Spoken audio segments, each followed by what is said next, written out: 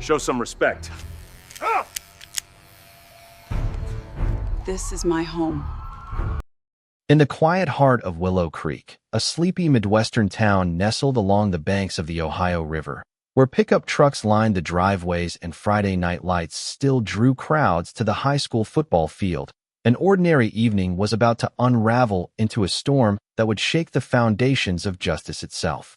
Imagine this: a woman walking alone under the flickering glow of street lamps, her steps steady and purposeful, carrying the weight of unseen battles. But what if those who were sworn to protect saw her not as a hero, but as a threat? What if one reckless act of cruelty exposed the raw nerves of a nation grappling with its own demons? Hold on, because this tale of resilience and reckoning will pull you in, twist your expectations, and leave you questioning everything you thought you knew about power and prejudice. It was a warm summer night in Willow Creek, Ohio, the kind where crickets chirped in the tall grass and families sat on porches sipping iced tea, watching fireflies dance in the dusk. The town, with its brick-fronted main street and annual corn festival, felt like a postcard from simpler times, a place where folks knew their neighbors and trusted the local law. But beneath that veneer, tensions simmered, especially for those who didn't fit the mold. Enter Major General Amelia Thompson, a woman whose life had been forged in the fires of distant wars. At 58, she had retired after 3 decades in the U.S. Army, commanding troops through the deserts of Iraq and the mountains of Afghanistan. Her chest, though hidden that night under a simple olive green blouse and khaki pants, bore the weight of the Distinguished Service Medal, the Bronze Star, and countless commendations for valor under fire. She had led soldiers into hell and brought most of them back, her decisions saving lives amid chaos. Now, back in her hometown after years away, she sought nothing more than a quiet walk to clear her mind, reconnecting with the roots she had left behind for duty's call. Amelia's skin was a rich mahogany, her hair pulled into a neat chignon that spoke of discipline and pride. She moved with the quiet authority of someone who had stared down enemies far more formidable than the shadows of a suburban sidewalk. Yet, to the untrained eye, she was just another black woman out after dark, perhaps a teacher, a nurse, or a retiree. No one could guess the stories etched into her soul, the IED blasts that had claimed comrades, the strategic briefings in the Pentagon, the Oval Office handshakes. She blended in, or so she thought, until 3 local police officers, Officers Mark Riley, Tom Harlan, and Derek Voss, spotted her from their patrol car across the street. These men, all in their early 30s, white and born and raised in Willow Creek, carried badges that, in their minds, granted them unchecked dominion over the night. Riley, the ringleader with a chip on his shoulder from a recent demotion, leaned against the hood of the cruiser, his eyes narrowing. "Look at her," he muttered to the others, his voice laced with suspicion. "Walking like she owns the place. What's she up to this late?" Harlan chuckled, adjusting his belt. "Probably nothing good. Let's shake her up a bit, teach her some respect." Voss, the youngest, hesitated for a split second but fell in line, his laughter masking unease. They weren't thinking policy or protocol. This was about power, about asserting dominance in a town where change came slow and outsiders or anyone who looked different were often viewed with distrust. As they crossed the road, boots thudding against the asphalt, Amelia sensed the shift in the air, much like she had in combat zones when ambush loomed. She stopped, her posture ramrod straight, assessing the threat with the calm precision of a tactician.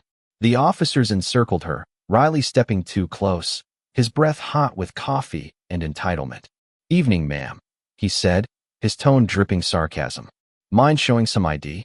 You look a little out of place here." Amelia met his gaze evenly, her dark eyes unflinching.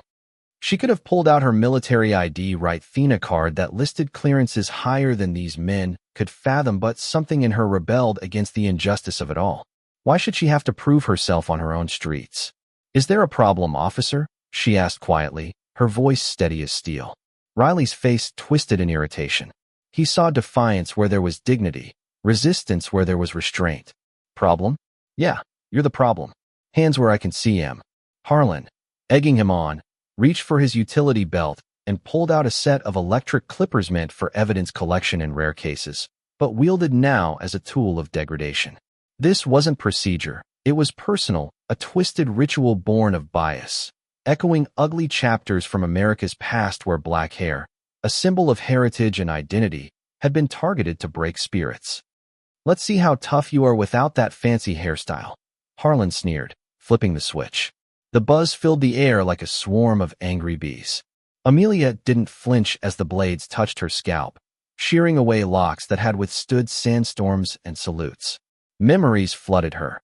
The days she pinned on her stars, the funerals where she had consoled widows, the victories hard-won against impossible odds. Each falling strand was a violation, but she stood like a monument, her silence a thunderclap of resistance. A passing car slowed, its headlights illuminating the scene. An elderly neighbor, Mrs. Evelyn Carter, cracked her window and gasped, fumbling for her phone. A young jogger, earbuds in, paused and hit record. The officers laughed, oblivious to the digital eyes capturing their folly, blind to the fact that they had just assaulted not a civilian, but a guardian of the nation they claimed to serve. By morning, the video had exploded across social media platforms, shared thousands of times before breakfast. Grainy footage showed the proud woman enduring the shave, her expression a mask of unbreakable resolve, while the officers' smirks betrayed their cruelty. Hashtags like "Justice for Amelia" and "End Police Brutality" trended nationwide, drawing comments from coast to coast. In Willow Creek, protesters gathered outside the old brick police station, their signs reading "No badge above the law" and "Her hair, her honor." News vans from Cleveland and Cincinnati rolled in, anchors delivering live reports with furrowed brows. "This isn't just about one woman," one commentator intoned on national TV. "It's about systemic racial profiling, abuse of power. How many more before we act?" The backlash was fierce, splitting opinions like a fault line. Some defended the officers, claiming it was a misunderstanding or necessary force in a dangerous world. "Cops have tough jobs," one online commenter argued. "She should have complied faster." Others decried it as blatant racism, pointing to statistics on disproportionate stops of Black Americans. Debates raged in living rooms and barbershops. Was this isolated or emblematic of deeper flaws in policing? Veterans groups chimed in, furious that a decorated general had been treated like a criminal. The video's virality turned Amelia into an unwitting icon, her shaved head a badge of defiance that sparked conversations about dignity, identity, and the American dream's uneven promise. Inside her modest ranch-style home on Elm Street, Amelia sat before a vanity mirror, her fingers tracing the uneven patches on her scalp. The reflection staring back wasn't broken, it was battle-hardened. She had faced worse: mortar fire in Fallujah, the loss of a platoon in Kandahar. This was a wound to the soul, but one that fueled her fire. Outside, the chants of supporters drifted through the open window, a chorus of solidarity from strangers who saw in her their own struggles. "I'm not doing this for me," she whispered to herself, squaring her shoulders. "This is for every person who's ever been stripped of their humanity by those meant to protect it." Her resolve hardened. This wasn't retreat, it was regrouping for the fight ahead. Across town, in a greasy spoon diner called Pete's Place, the three officers huddled in a booth, nursing black coffee and scoffing at the growing storm. "It's just noise," Riley said, waving a hand. "By next week, it'll blow over. Who's going to care about some woman's haircut?"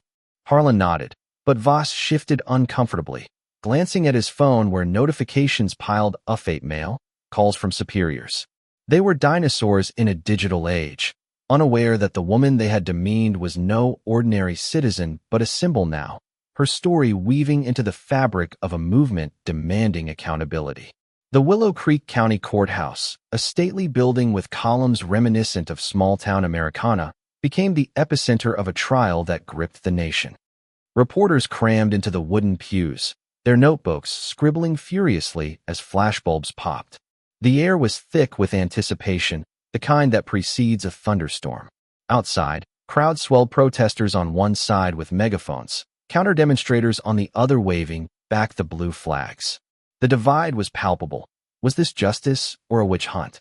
The officers entered in suits, their faces etched with feigned remorse, but their lawyers spun tales of split-second decisions and perceived threats.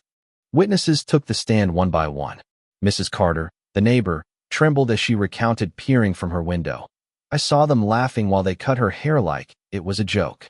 The jogger, a college kid named Ryan Patel, played his video, the courtroom falling silent as the Clippers' hum echoed through speakers.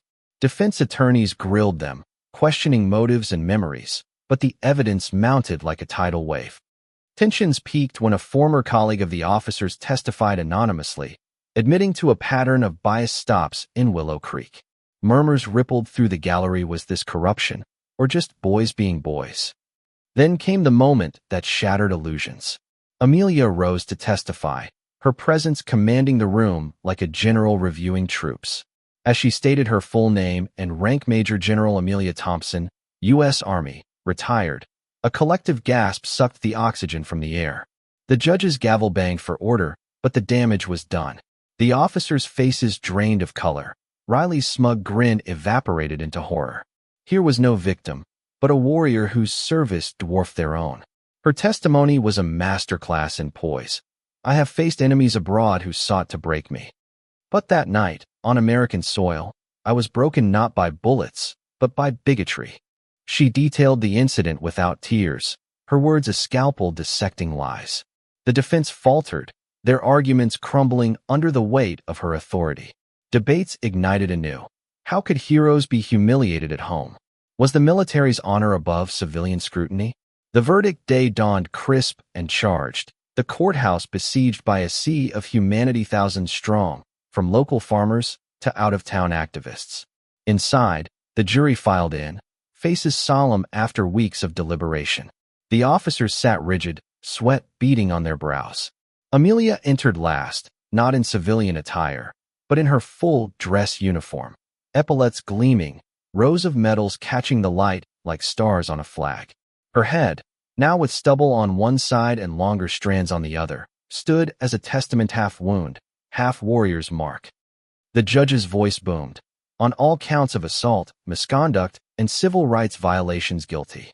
The word echoed, met by cheers and sobs. Outside, the crowd erupted, horns blaring from passing trucks, strangers hugging in shared triumph. The officers were led away in cuffs, their careers in ruins, fired, fined, and facing prison time. But the true victory was Amelia's salute to the courtroom flag, a gesture not of blind patriotism, but of fierce guardianship over its ideals. She stepped into the sunlight, the throng parting like the Red Sea. Veterans snapped crisp salutes. Mothers pointed her out to children as a living legend. "That's what strength looks like," one whispered. Policies shifted in Willow Creek. Body cameras mandated, bias training revamped. Nationally, her story fueled reforms, from congressional hearings to community dialogues. It wasn't just a win. It was a watershed, proving that one person's endurance could topple entrenched wrongs. In the end, Amelia Thompson didn't seek vengeance, she embodied justice. Her humiliation became her hammer, forging a better tomorrow. She returned to her quiet life, but with a renewed purpose, speaking at veteran events, advocating for reform. The scars faded, but the lessons endured. Dignity isn't given, it's defended. Power unchecked breeds monsters, but truth, wielded wisely, slays them. What do you think? Share your thoughts in the comments below, especially on the themes of violence and injustice in everyday life. Do you believe incidents like this are isolated or symptoms of a larger problem? Take a stand and express your views. Your voice could spark the next conversation that drives change. Let's discuss and keep the dialogue going.